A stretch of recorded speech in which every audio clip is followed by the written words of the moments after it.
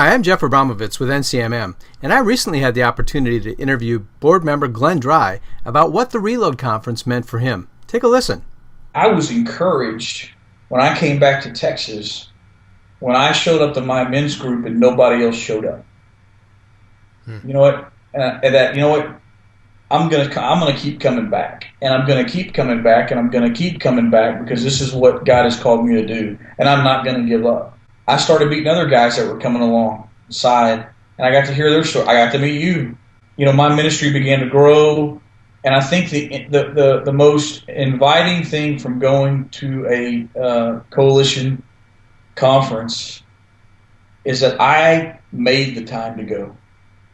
I made the time to go, and I paid for it myself. And if I couldn't pay for it myself, I found other guys who would invest in me $50, $100, $25, and cover my flight to make it happen.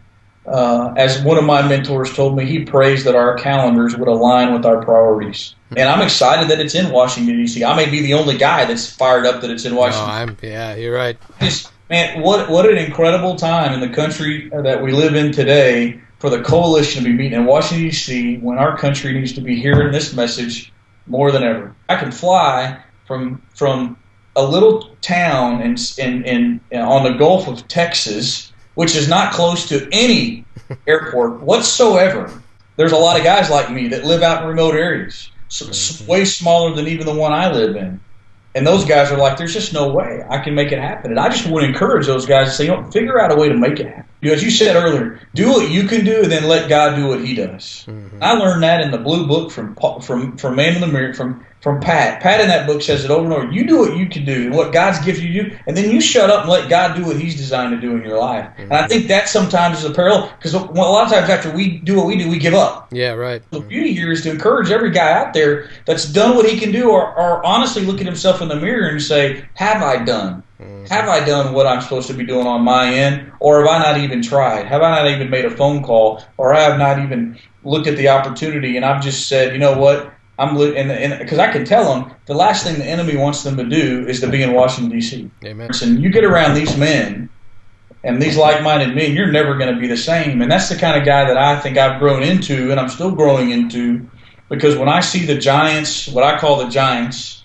that are walking around and they still choose to show up, I'm encouraged. When I've read their books, right, they've mentored me from afar, and I've never met them before. And I get to sit down with them and say, man, what inspired you? Or just answer questions and share. I get to hear their story.